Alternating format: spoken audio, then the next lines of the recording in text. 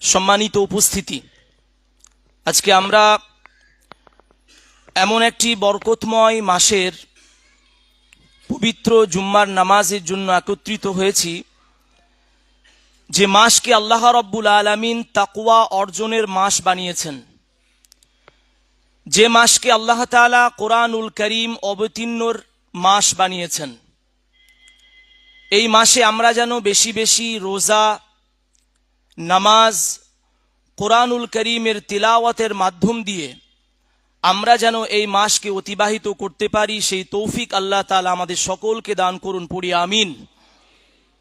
আজকে আমি আপনাদের সামনে রোজা ফরজ হওয়া এবং তার মূল উদ্দেশ্য নিয়ে কিছু কথা বলবো ইনশাআল্লাহ।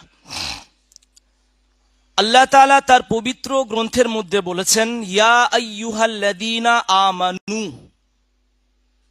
এটি একটি সম্বোধন, অ্যাড্রেস। আল্লাহ তাআলা তার সেই সমস্ত বান্দাদেরকে সম্বোধন করছেন যারা তাকে বিশ্বাস করেছে। সমগ্র কোরআনুল কারীমের মধ্যে অনেক রকমের সম্বোধন পাওয়া যায়। ইয়া আইয়ুহান নাস, ইয়া আইয়ুহাল্লাযীনা আমানু, কাফিরদেরকে সম্বোধন পাওয়া যায়। সমস্ত আহ্বানের মধ্যে সবচাইতে সম্মানজনক সম্বোধন হচ্ছে ইয়া আইয়ুহাল্লাযীনা আমানু। এটাকে ইসলামিক স্কলাররা বলেছেন ডিগনিফাইড অ্যাড্রেস, সবচাইতে সম্মানজনক। একজন স্রষ্টা, একটু কল্পনা করেন আপনারা, একজন স্রষ্টা যার কোনো ক্ষমতার সীমা নাই, সীমাহীন ক্ষমতার অধিকারী একজন সত্তা, তিনি তার নগণ্য থেকে নগণ্য বান্দাদেরকে সম্মান জানিয়ে সম্বোধন করছেন ইয়া আইয়ুহাল্লাযীনা আমানু বলে। সুবহানাল্লাহ, আমাদেরকে সম্মান জানাচ্ছেন আল্লাহ। ইয়া আইয়ুহাল্লাযীনা আমানু, ঈমানদার বান্দাদেরকে আল্লাহ তাআলা বললেন কুতিবা আলাইকুমুস সিয়াম, তোমাদের উপরে রোজাকে ফরজ করে দেওয়া হয়েছে। যে ব্যক্তি ঈমানের দাবি করবে যে আমি মুমিন, আমি আল্লাহকে বিশ্বাস করি, আমি আখিরাতকে বিশ্বাস করি, আমি কোরআনকে বিশ্বাস করি, এক কথায় যে নিজেকে মুমিন দাবি করবে, নিজের ঈমানের দাবি করবে, তার উপরে অপরিহার্য কর্তব্য সে রোজা পালন করবে। একজন মানুষ সে বলছে আমি মুমিন কিন্তু রোজা রাখে না, তার ঈমানের কোনো দাম নাই। এজন্য আল্লাহ বলছেন ঈমানের দাবি হচ্ছে রোজা পালন করা। এই জন্য আল্লাহ বললেন কুতিবা আলাইকুমুস সিয়াম, আমি ঈমানদার বান্দাদের ওপরে রোজাকে ফরজ করেছি, যেমনটা আমি পূর্ববর্তী আমার বান্দাদের ওপরেও ফরজ করেছিলাম। শুধুমাত্র এই রোজা উম্মতে মুহাম্মাদির ওপরে ফরজ নয়। হ্যাঁ, উম্মতে মুহাম্মাদের ওপরে যেটা ফরজ সেটা হচ্ছে রমজানের রোজা। বাকি পূর্ববর্তী উম্মতের মধ্যেও রোজা ছিল, ইতিহাসের মধ্যে পাওয়া যায়। এই জন্য আমাদের কর্তব্য হবে, আমরা যারা নিজেদেরকে ঈমানদার বলছি, নিজেদেরকে মুমিন বলে দাবি করছি, আমাদের অপরিহার্য কর্তব্য হবে আমার ভাইয়েরা, যে আমরা এই পুরো একটা মাসের রোজা পালন করব। রোজা আসলে অনেক রকমের বাহানা চলে আসে মুসলমানদের। আজকে আমার আজকে ওয়াই, আজকে ওয়াই, বাহানার তো শেষ হবে না ভাই। কিন্তু আপনি ওই সমস্ত বাহানাগুলো আপনার দুনিয়ার যখন অর্জন করেন তখন তো আসে না। আখিরাত অর্জনের বেলায় যত রকমের বাহানা মুসলমানদের আসে। এজন্য বাহানা ছেড়ে দিয়ে যদি ঈমানের দাবিদার হই, আমাদেরকে রোজা পালন করতে হবে। এই যে রোজা আল্লাহ তাআলা কেন আমাদের ওপরে অপরিহার্য করলেন? অনেক মুসলমান ভাই আছি, আমরা বলে থাকি যে আমাদের এই রোজা কষ্টের জন্য, আত্মনির্যাতন যেটাকে বলা হয়, এটা ভুল কথা, এটা ভুল ধারণা, এটা ইসলামিক কনসেপ্ট নয়। এটা হচ্ছে পূর্ববর্তী কিছু অনেক ধর্ম ছিল যেখানে এই ধারণা ছিল যে দেবতাকে সন্তুষ্ট করতে গেলে নিজেদেরকে কষ্ট দিতে হবে। এখনো আছে দেখবেন, দেবতাকে সন্তুষ্ট করতে গেলে, দেবতাকে খুশি করতে গেলে নিজেকে কষ্ট দাও। এটা অন্য ধর্মের ধারণা হতে পারে, কিন্তু পবিত্র ধর্ম, একমাত্র সত্য ধর্ম ইসলাম ধর্মের এটা ধারণা নয়।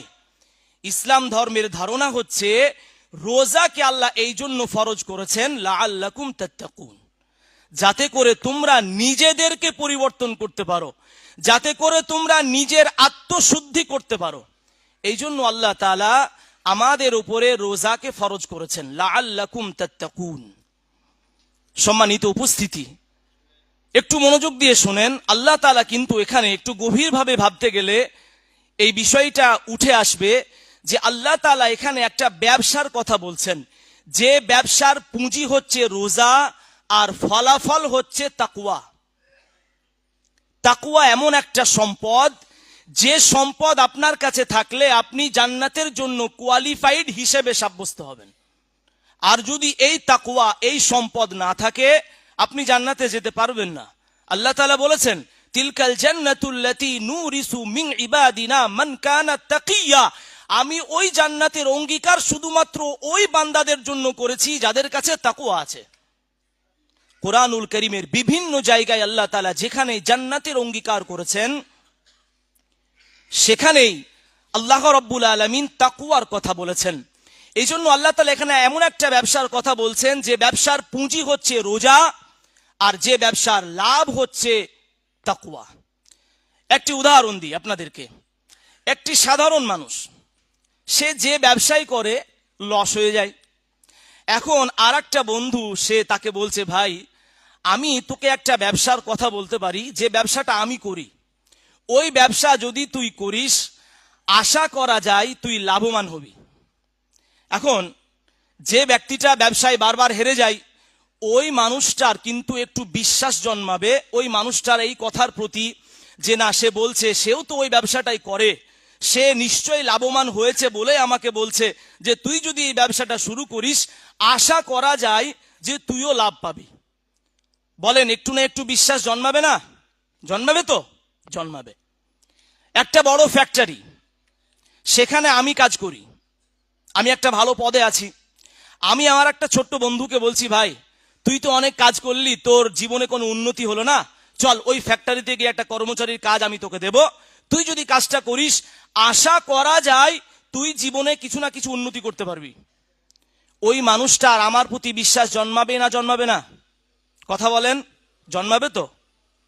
যদি তাই হয়, আমি তো একজন নগণ্য মানুষ, আমিও একজন কর্মচারী ফ্যাক্টরির, সেও একজন শুধুমাত্র একজন ব্যবসায়ী। যদি একজন ব্যবসায়ীর কথার উপরে অন্য একজন মানুষের বিশ্বাস জন্মাতে পারে, তাহলে যিনি স্বয়ং মালিক, জান্নাতের মালিক, জাহান্নামের মালিক, আখিরাতের মালিক, দুনিয়ার মালিক, তিনি এই ব্যবসার কথা বলছেন, আমাদের কতটুকু বিশ্বাস জন্মিয়েছে? মালিক বলছেন, মালিক, কর্মচারী বলছেন না, ফেরেশতা বলছেন না, নবীজি বলছেন না, স্বয়ং মালিক বলছেন, আল্লাহ বলছেন যে এই ব্যবসার কথা আমি তোমাদেরকে জানাচ্ছি, এই ব্যবসা তোমরা করো, আশা করা যায় তোমরা লাভবান হবে। আমাদের কতটুকু বিশ্বাস জন্মেছে? এই জন্য আমার ভাইয়েরা, এখানে একটা ব্যবসার কথা বলা হচ্ছে, যে ব্যবসার পুঁজি হচ্ছে রোজা, আর সেই ব্যবসার লাভ হচ্ছে তাকওয়া। তাকওয়া কত বড় সম্পদ, সুবহানাল্লাহ। সমস্ত আম্বিয়া আলাইহিমুস সালামরা তাদের উম্মতকে, তাদের জাতির মানুষকে এই তাকওয়ার কথা বলেছেন। কোরআন খোলেন, كذبت قوم نوح المرسلين إذ قال لهم أخوهم نوح ألا تتقون إذ قال لهم أخوهم هود ألا تتقون إذ قال لهم أخوهم صالح ألا تتقون إذ قال لهم أخوهم لوط ألا تتقون إذ قال لهم أخوهم شعيب ألا تتقون نوح عليه السلام, হুদ আলাইহিস সালাম, সালেহ, শুআইব, লূত, সমস্ত আম্বিয়া আলাইহিমুস সালামরা একটাই কথা বলেছেন, আলা তাত্তাকুন, আলা তাত্তাকুন, আলা তাত্তাকুন, তোমরা কি তাকওয়া অবলম্বন করবে না? তোমরা কি তাকওয়া অবলম্বন করবে না? সুবহানাল্লাহ। ওই কথাই আল্লাহ তাআলা আমাদেরকে বলছেন, লাআল্লাকুম তাত্তাকুন, রোজা আমি এই জন্য দিয়েছি তোমাদেরকে যাতে করে তোমরা তাকওয়া অবলম্বন করতে পারো। তাকওয়াটা কি? হযরত আলী রাদিয়াল্লাহু তাআলা আনহু বলছেন, তাকওয়ার সংজ্ঞা, চারটে জিনিসের সমন্বয়ের নাম হচ্ছে তাকওয়া।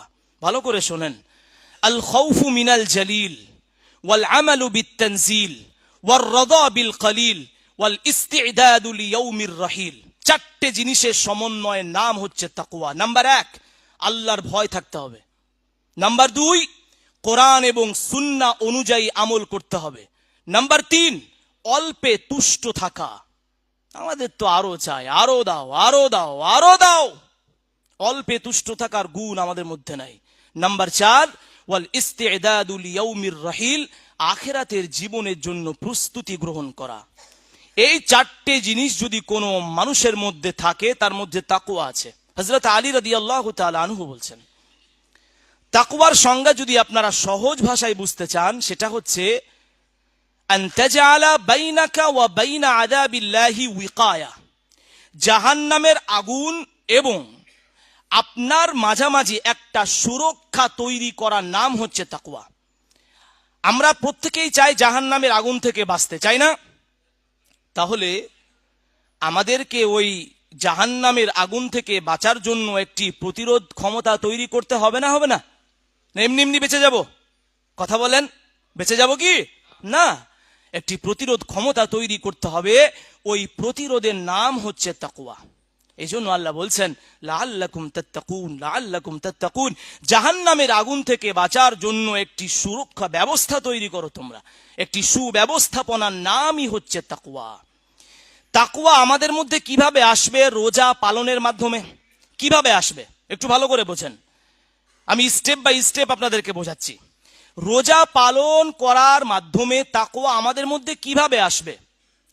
আমরা যখন রোজা করি, যে জিনিসগুলো আমাদের জন্য হালাল, খাবার খাওয়া, পানি পান করা, তারপরে স্ত্রীর সঙ্গে মেলামেশা করা, আমি ফাইনাল স্টেজের কথা বলছি, আগেরগুলো না।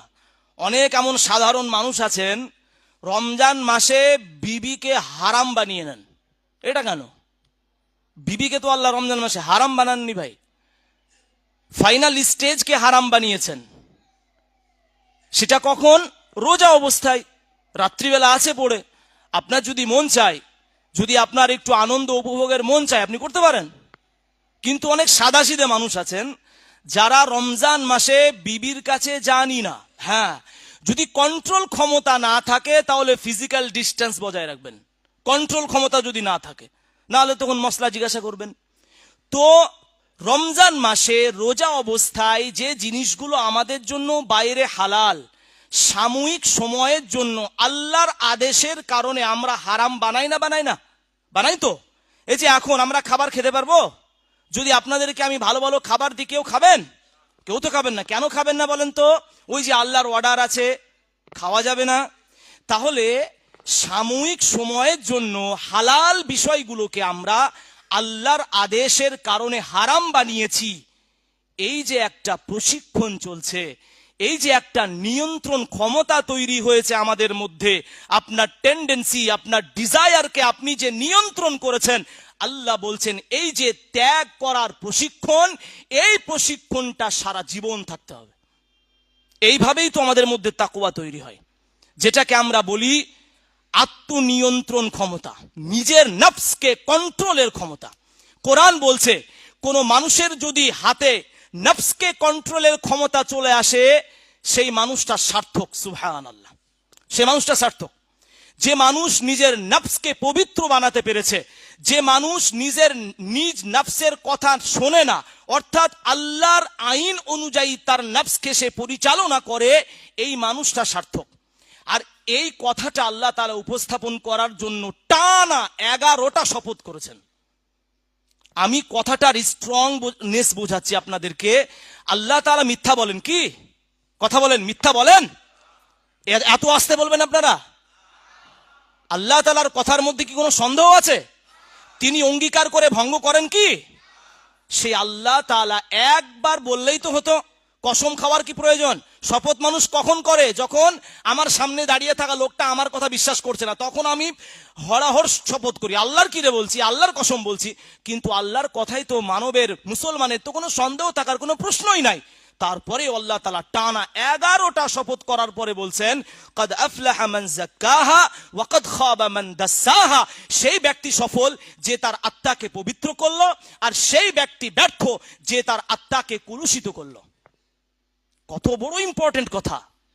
এজন্য আমার ভাইয়েরা, তাকওয়া আসবে রোজার মাধ্যমে এইভাবে যে আপনার মধ্যে ত্যাগ করার যে একটা প্রশিক্ষণ চলছে, ত্যাগ করার, নিজের ইচ্ছা শক্তিকে নিয়ন্ত্রণ করার যে ক্ষমতা, এই ক্ষমতা যদি হালাল জিনিসকে বর্জন করার ক্ষেত্রে তৈরি হতে পারে, তাহলে তো খুব সহজেই যেগুলো আমাদের জন্য চিরজীবনের জন্য হারাম, সেই জিনিসগুলো বর্জন করার ক্ষেত্রে কি চলবে না আমাদের সেই প্রশিক্ষণ? বলেন, অবশ্যই চলবে। এইভাবে আমাদের মধ্যে তাকওয়া তৈরি হবে। এই জন্য আমার ভাইয়েরা, আমরা রমজান আসলে কি কি করি? কোরআন তিলাওয়াত খুব করি, তসবিহ তাহলিল খুব করি, মাথায় সবসময় টুপি দিয়ে ঘুরি। তারপরে এমন এমন মানুষ আছেন দাড়িও কাটেন না, ওই রমজানের আগে, ঈদের আগে দাড়িটা কাটবো, রমজান মাসে দাড়িটা থাকলে যদি একটু সওয়াব পাই।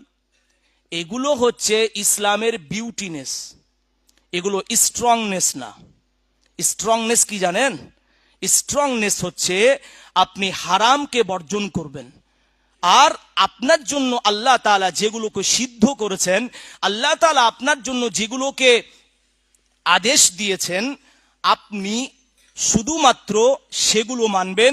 এই দুটো কাজের মাধ্যমে যেটা তৈরি হবে সেটা হচ্ছে এমন প্রাচীর, যে প্রতিরোধ ক্ষমতা আপনাকে জাহান্নামের আগুন থেকে বাঁচাবে। আপনি একটা প্রাচীর তৈরি করেছেন, তার মধ্যে ভালো সিমেন্ট ব্যবহার করেননি, ভালো ইট ব্যবহার করেননি, আপনি নিচে খুব একটা বেশি পুঁতেও প্রাচীর তৈরি করেননি, তার মানে আপনার প্রাচীরের মধ্যে স্ট্রংনেস নাই। কিন্তু আপনি প্রাচীরটাকে খুব ভালো রং করেছেন, সুন্দর ডিজাইন করেছেন, ঝড় আসলে থাকবে তো? পড়ে যাবে? আচ্ছা, কেন পড়বে? ওই যে স্ট্রংনেস নাই। আপনি তাহাজ্জুদ পড়ছেন, তাসবিহ তাহলিল করছেন, ওগুলো জান্নাতের বিউটিনেস, স্ট্রংনেস না। আপনি জান্নাতে ঢুকতেই পারবেন না, আপনাকে আগে জাহান্নামে যেতে হবে। আপনি যত হারাম কাজ করেছেন ওইগুলোর কারণে আপনাকে আগে জাহান্নামে পুড়ে, তারপরে তাহাজ্জুদ গুজার টুজার যা ছিলেন জান্নাতে আপনাকে দিবে। এই জন্য আগে আমাকে স্ট্রংনেস তৈরি করতে হবে, শক্তভাবে আগে প্রাচীর তৈরি করতে হবে, তারপরে আমার প্রাচীরটাকে আমি সুন্দর করে রং টং তৈরি করব। আমি উদাহরণ দিয়ে বোঝালাম। এই জন্য তাকওয়ার নামই হচ্ছে তাহাজ্জুদ গুজার না। প্রথমত তাকওয়া নাম হচ্ছে তাহাজ্জুদ গুজারের না। তাকওয়া নাম তসবিহ তাহলিল ঠুকঠুক করে রাস্তায় তসবিহ নিয়ে বেড়ানোর নাম তাকওয়া না। প্রথমত ফার্স্ট স্টেজে কথা বলছি আমি। তাকওয়া হচ্ছে সেইটা যখন আপনি সুদকে বর্জন করবেন, আপনি হারামকে বর্জন করবেন, আপনি মানুষকে গালি দিয়ে বর্জন করবেন, আপনি মানুষের সাথে খারাপ কথা বলা বর্জন করবেন, মসজিদে হই হট্টগোল করা বন্ধ করবেন, আপনি ইমামের পেছনে লাগা বন্ধ করবেন। এগুলো ইসলামের প্রিন্সিপাল, এগুলো ইসলামের মূলনীতি।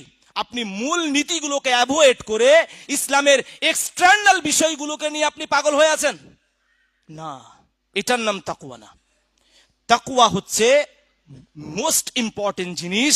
এই জন্য আল্লাহ তাআলা প্রথমেই বলে দিয়েছেন যে তুমি যেভাবে রোজা করার মাধ্যমে আত্মনিয়ন্ত্রণ করছো, খাবার থেকে, স্ত্রী সহবাস থেকে, খারাপ কথা বলা থেকে, রমজান মাসে পুরোটা জীবন, আজীবন মৃত্যু পর্যন্ত তুমি এইভাবেই চলবে। এই যে প্রশিক্ষণ, এই যে নিয়ন্ত্রণ, এই যে এক্সারসাইজ আমরা এই রোজার মাধ্যমে করছি, এটাই পুরো জীবনে করতে হবে। এটাই হচ্ছে তাকওয়া। এই জন্য আমার ভাইয়েরা, রমজান মাস, আমারও গলা শুকিয়ে যাচ্ছে, অনেক সময় হয়ে গেল। এই জন্য আমরা রোজার যে উদ্দেশ্য তাকওয়া, এটাকে আমরা সর্বপ্রথম রাখবো, রেখে আমরা সব সময় এই তাকওয়া অবলম্বন করার, আত্মনিয়ন্ত্রণের যে প্রশিক্ষণ, খারাপ কাজ থেকে নিজেকে নিয়ন্ত্রণের যে প্রশিক্ষণ, এই প্রশিক্ষণ আমরা জারি রাখবো ইনশাআল্লাহ। কতদিন? হ্যাঁ, রমজান অবধি না, ঈদের আগ অবধি না। কতদিন? একদম মৃত্যু পর্যন্ত। এই জন্য আল্লাহ তাআলা নবীকে বলছেন ওয়াবুদ রব্বাকা হাত্তা ইয়াতিয়াকাল ইয়াকিন, মৃত্যু আসা পর্যন্ত হে নবী আপনি আপনার প্রতিপালকের দাসত্ব গ্রহণ করে যান ইনশাআল্লাহ। আর আমি একটা হাদিস পড়েছিলাম, কি আস-সাওমু জুন্নাহ, রোজাকে ঢাল বলা হয়েছে। ওই যে বললাম না, প্রতিরোধ ক্ষমতা বানানো ঢাল কি হয়? একজন যোদ্ধা ঢালের মাধ্যমে নিজেকে শত্রু পক্ষ থেকে কি করে? প্রতিরোধ করে। তো রোজা হচ্ছে প্রতিরোধ। কার থেকে? জাহান্নামের আগুন থেকে, গুনাহ থেকে।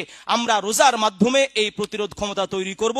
আল্লাহ তাআলা আমাদের সকলকে তৌফিক দান করুক, পড়ি আমিন, আল্লাহুম্মা আমিন। ওয়া আখিরু দাওয়ানা আনিল হামদুলিল্লাহি রাব্বিল আলামিন।